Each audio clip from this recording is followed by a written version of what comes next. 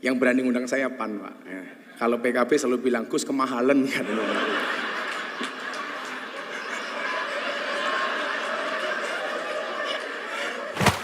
Assalamualaikum warahmatullahi wabarakatuh. Alhamdulillahil qail. A'udzu billahi samil alimi minasyaitonir rajim. Alladzi khalaqal mauta wal hayata liyabluwakum ayyukum ahsanu amala. Allahumma shalli wa sallim wa barik ala hadan nabiyil karim sayyidina wa maulana Muhammadin wa ala alihi wa sahbihi mujahidin at-tahirin, amma ba'du.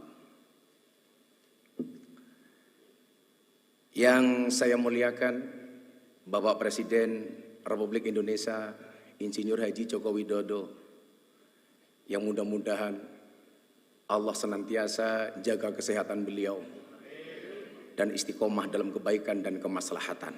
Amin. Sahibul Bait, Ketua Umum PAN, saya biasa panggil beliau Pak Zulkifli.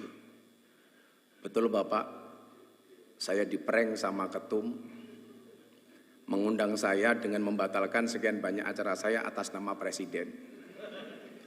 Tapi saya berhusnudon, ini bertanda amplopnya double Bapak. Dari PAN dan dari Presiden. Ketua Umum yang hadir hari ini, Bapak Erlangga. Setahun yang lalu Bapak Presiden, beliau satu mobil dengan saya.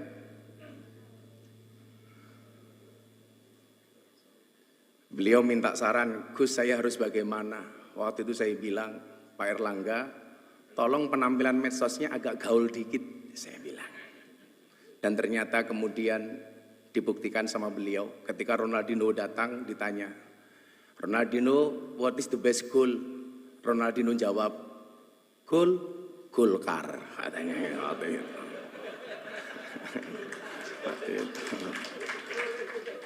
Bapak Prabowo Subianto, Ketua Umum Gerindra, kalau Bapak masih ingat di Keraton Jogja sekitar 8 tahun yang lalu, Bapak ngerangkul saya. Dan waktu itu Jenderal janji, Gus saya akan datang ke pondoknya Gus Miftah. Alhamdulillah sampai hari ini belum terlaksana.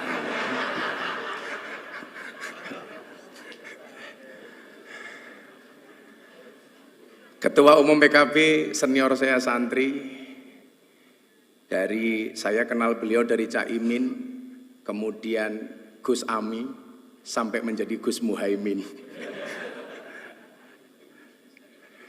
Panglima Santri Nasional, Bapak Mardiono, saya mohon maaf Pak, salah satu yang respon saya soal P3 terkait dengan tabarukan amplop kepada Kiai itu saya Pak. Mungkin karena respon saya itulah yang menghantarkan Pak Mardiono jadi ketua umum Pak. Serta para senior dan sahabat saya Pak Abdul Mukti, ini kebetulan Pak Presiden saya sama beliau sama-sama prof. Kalau Pak Mukti profesor, kebetulan saya provokator. Yang selalu memberikan kontra narasi terhadap pihak-pihak yang menyerang pemerintah tanpa data yang tepat. Contoh saya ingat betul ketika Bapak Presiden mencalonkan Bang Sigit Kabareskrim sebagai Kapolri waktu itu. Ini gimana? Mayoritas Muslim, kenapa Presiden mencalonkan Kapolri non-Islam? Tanpa diminta sama Presiden, waktu itu saya jawab, Polri itu lembaga Kamtibmas, bukan lembaga agama. Artinya siapapun yang mempunyai kualifikasi dan mendapatkan restu dari Presiden layak dan berhak untuk menjadi Kapolri. Nah, yang salah itu adalah kalau Pak Sigit jadi ketua MUI. Lah itu salah itu. Makanya Pak Mukti terima kasih. Saya yakin Indonesia ini akan baik-baik saja bila NU dan Muhammadiyah bersama, insya Allah.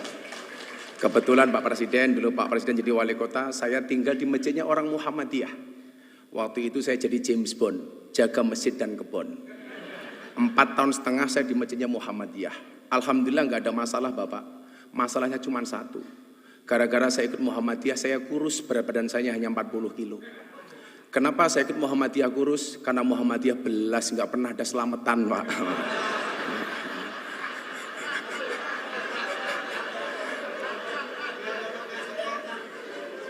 Akhirnya setelah saya kembali ke mejanya orang NU, saya gemuk Pak. Waktu itu berat badan saya hampir 100 kilo. Kenapa jadi orang NU gemuk Pak? Karena orang NU dikit-dikit makan.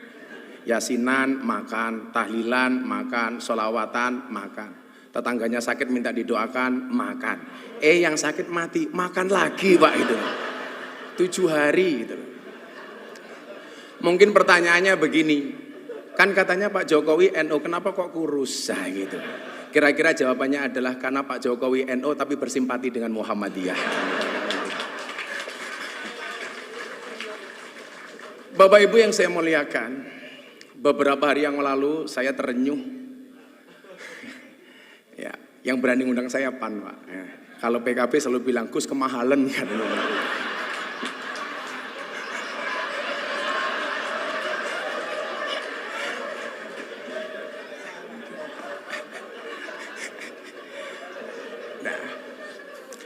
Beberapa hari yang lalu Bapak Ibu, saya menyaksikan presiden kita waktu itu, beliau dawuh berbicara tentang beberapa kelakuan yang kurang bijak yang dilakukan oleh para pegawai pajak, bea cukai, kepolisian dan lain sebagainya. Saat itu saya nonton beliau, hati saya terenyuh. Inilah yang kemudian kenapa Allah perintahkan kita untuk berpuasa. Tadi Prof. Mukti menyampaikan, bahasa Arabnya puasa dalam Al-Quran bisa kita lihat dalam surat Maryam ayat 26. Di situ Allah menyebut kalimat saum. Al-Baqarah 183 sampai 185 Allah menyebut dengan kalimat asyam. Yang bahasa Arab ini Bapak Presiden ini dijawakan. Makanya kalau Pak hari Senin Pak Jokowi kenapa nggak sarapan? Napa Pak mboten sarapan nembe siang? Ini bahasa Arab yang dijawakan. Banyak Pak, kursiyun itu kursi bahasa Arab menjadi kursi. Mistorotun mistar, penggaris menjadi mistar. Tapi hebatnya orang Jawa, banyak orang Jawa yang namanya Arab, tapi nggak ada orang Arab yang namanya Jawa Pak. Gitu loh. Orang Jawa namanya Miftah, orang Jawa namanya Muhaimin, orang Jawa namanya Pak Hatta, Pak Mukti. Tapi nggak ada Pak, orang Arab namanya Eko Patrio, itu nggak ada Pak, itu nggak ada.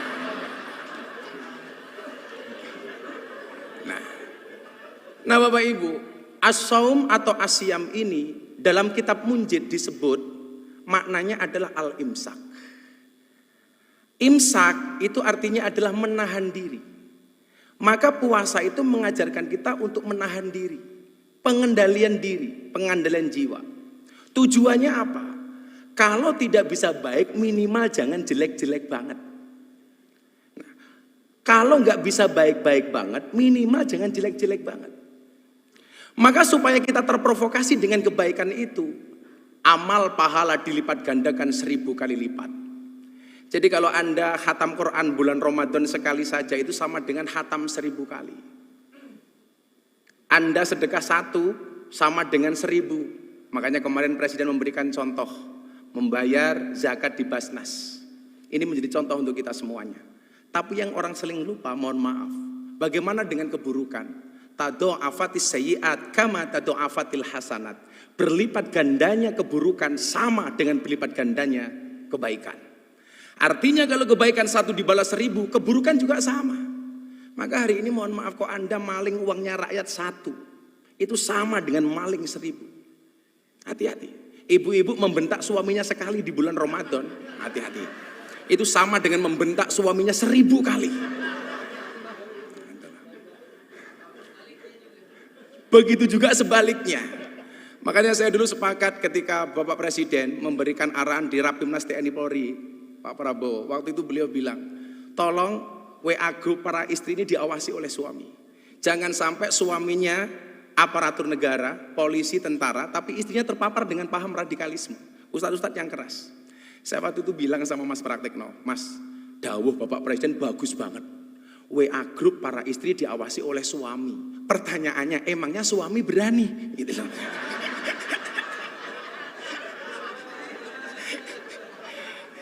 Yang ada istri yang ngawasi suami, Pak, itu loh. Karena perempuan itu, mohon maaf kayak teman-teman puan ini, perempuan itu karakternya satu Bapak Presiden. Kalau disakiti nggak pernah lupa, kalau menyakiti nggak pernah ingat Pak, itulah misalnya itu.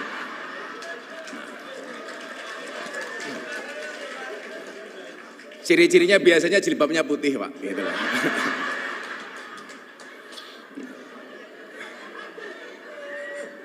Yang jilbabnya biru insya Allah lah. Gitu loh. Lebih parah gitu loh.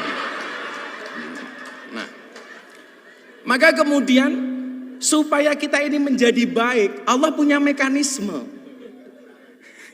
Yang bikin larang ini loh Cak Imin itu loh. Beda kalau yang undang PKB murah, dinyang gitu.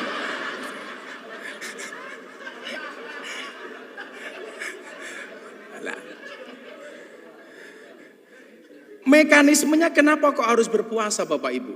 Ini, karena waktu saya pendek. Nanti kalau Bapak Presiden menghendaki panjang, silahkan dipanggil ke istana Bapak. Nah, pertanyaannya kenapa kok harus puasa? Bapak Ibu, manusia itu produk terakhir. Sebelum menciptakan manusia, Allah sudah menciptakan malaikat. Malaikat itu sifatnya Pak, bener terus gak pernah salah. Kenapa? Karena malaikat itu punya iman, tapi gak punya nafsu. Makanya kalau ibu-ibu pengen punya suami kok bener terus gampang Bu, nikahlah dengan malaikat. Gitu. Gitu. Apalagi Israel Bu, gak pernah salah Bu. Gitu. Gak pernah salah. Bener terus Pak Prabowo itu kalau malaikat itu. Nah, setelah menciptakan malaikat, Allah menciptakan setan. Setan itu kebalikannya, dia punya nafsu tapi nggak punya iman. Makanya setan itu salah terus, nggak pernah benar. Setelah menciptakan setan dan malaikat, Allah menciptakan hewan. Hewan itu kalau dalam bahasa kitab kuning, yang tadi Pak Mukti bilang, itu tadi beliau bilang Pak Presiden, bedanya NU dan Muhammadiyah. Kalau NU Gus, kalau Muhammadiyah guys. Hai guys.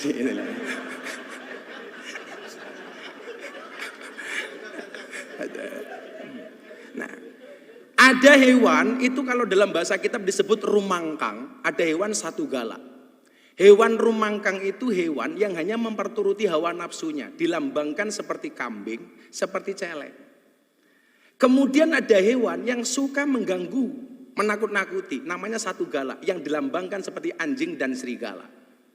Empat makhluknya Allah ini mohon maaf hiburannya beda-beda. Malaikat itu hiburannya bila dekat dengan Allah. Setan hiburannya mengganggu. Kambing hiburannya makan. Setan hiburannya menggoda, nakut-nakuti. Lah mohon maaf Bapak Ibu, manusia itu empat-empatnya ada. Jadi manusia itu ya ada malaikatnya, ada setannya, ada anjingnya, ada kambingnya. Jadi kok ada kok orang baik banget. Wah, ini COVID di Indonesia penyelesaiannya kok pertama kali terhebat. Siapa presidennya? Pak Jokowi. Oh, ini bukan manusia tapi malaikat. Lah, itulah. Seolah-olah seperti itu. Kok ada orang kok sukanya ganggu tok. Kita dengan gampang mengatakan, oh setan ini gitu. Kok ada orang sukanya hanya nakut-nakuti. Kita dengan gampang mengatakan ini kok kayak anjing. Tapi sebaliknya orang kok yang dipikir cuma makanan tok, itu berarti kelasnya kayak kambing. Pagi nasi goreng, siang pecel, sore soto, malam masih Indomie lah. Wedus gitu kan itu. Lah.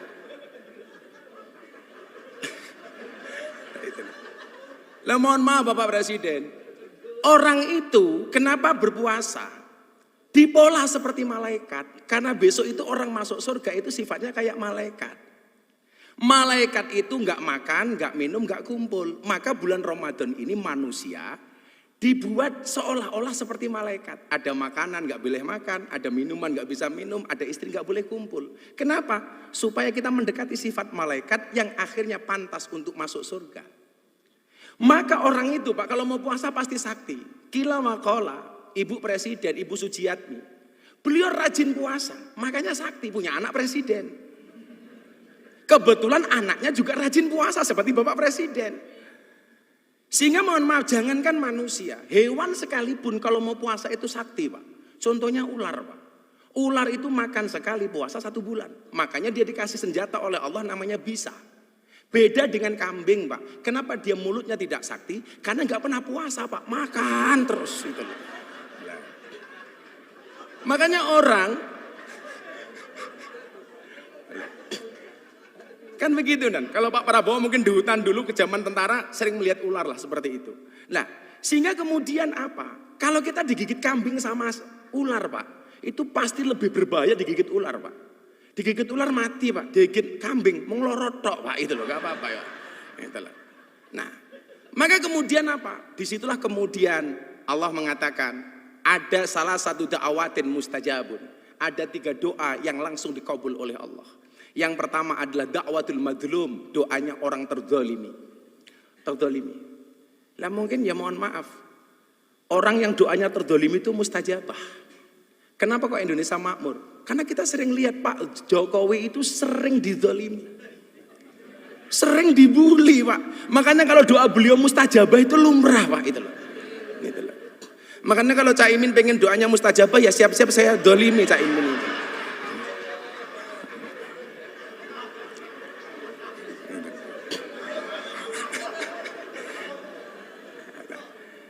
Kemudian yang kedua adalah doa orang tua kepada anak.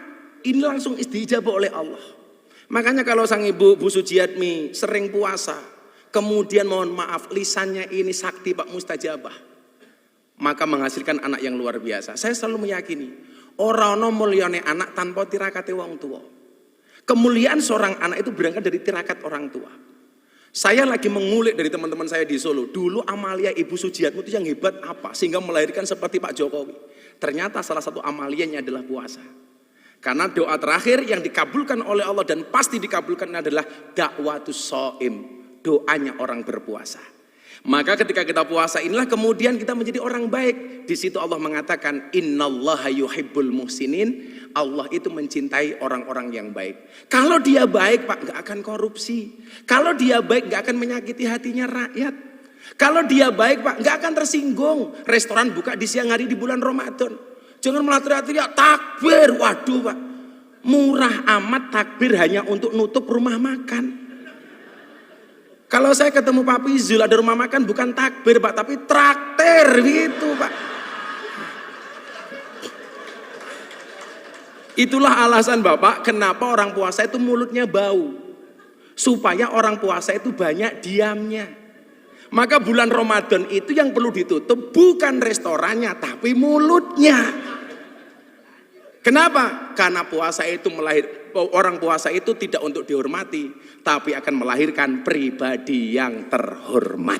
Nah, begitu mohon izin Bapak Presiden, karena waktu saya cuma 10 menit, mungkin bila diperpanjang besok di Istana Negara Bapak. Insya Allah itu. Akhirnya Bapak Ibu sebelum berdoa, orang puasa itu haus, orang puasa itu lapar, orang puasa itu dahaga. Kenapa kok bisa bersabar? Kalau seandainya kita pura-pura masuk kamar, makan nasi padang, minum es teh, keluar dari kamar, nggak ada yang tahu Pak. Tapi kenapa tidak pernah kita lakukan? Jawabannya sederhana Bapak Ibu. Kenapa orang puasa itu walaupun haus, lapar, dahaga dia bisa bersabar? Jawabannya adalah karena orang berpuasa yakin adzan maghrib pasti datang. Artinya apa? Apapun masalah yang diterima oleh bangsa ini hari ini, entah masalah PSSI, masalah apapun, kita meyakini solusi dari Allah pasti akan datang. Gembok tidak pernah dibuat tanpa kunci, masalah tidak pernah dibuat tanpa solusi. Bapak Ibu, pada akhirnya mari bersama-sama kita berdoa kepada Allah Subhanahu wa taala. Mudah-mudahan di bulan Ramadan, bulan yang penuh dengan maghfirah dan ampunan ini, bangsa Indonesia mendapatkan kemuliaan dari Allah Subhanahu wa taala. Bismillahirrahmanirrahim. Allahumma sholli ala sayyidina Muhammad wa ala ali sayyidina Muhammad walhamdulillahi rabbil alamin. Allahumma ja'al biladana baldatan thayyibatan tardaha waj'al sya'bana sya'ban shalihan ta'ian li iradatika wahdi zu'ama'ana siratakal mustaqim wasahihum liwafa'i amanatihim wa ahdihim wusulan ilal intiqa li hayati sya'bana nahwa mustaqbilihimuz zahir. Ya Allah, jadikanlah negeri kami sebagai negeri yang maju yang Engkau ridhoi. Jadikanlah bangsa kami sebagai bangsa yang saleh dan taat pada kehendak-Mu. Berikanlah petunjuk jalan yang lurus untuk pemimpin-pemimpin kami. Berikanlah kemudahan bagi mereka untuk menunaikan tanggung jawab dan janjinya sebagai pemimpin untuk keberhasilan kehidupan bangsa kami menuju masa depan yang cerah dan menjanjikan. Ya Allah ya Tuhan kami, hindarkanlah kami dari malapetaka, bala dan bencana, kekejian dan kemungkaran, sengketa yang beraneka, kekejaman dan peperangan yang tampak dan tersembunyi dalam negeri kami khususnya Indonesia ya Allah, dan dalam negara kaum muslimin umumnya ya Allah. Sesungguhnya Engkau ya Allah Maha berkuasa atas segala sesuatu. Allahumma aftah lana abwabal khair wa abwabal barakah wa abwabal ni'mah wa abwabal rizqi wa abwabal quwwah wa abwabal sihah wa abwabal salamah wa abwabal afiyah wa abwabal jannah. Allahumma afina min kulli bala'id dunya wa adabil akhirah. Ya Allah ya Rabb, bukakanlah bagi kami pintu kebaikan, pintu keberkahan, pintu kenikmatan, pintu rizki, pintu kekuatan, pintu kesehatan, pintu keselamatan, pintu afiah dan pintu surga. Ya Allah, jauhkan kami dari semua ujian dunia dan siksa akhirat. Allahumma rabbana taqabbal minna salatana wa siyamana wa qiyamana wa ruku'ana wa sujudana wa qu'udana wa tadarru'ana wa takhassu'ana wa ta'abbudana wa tammim taksirana ya Allah ya Rabbal alamin.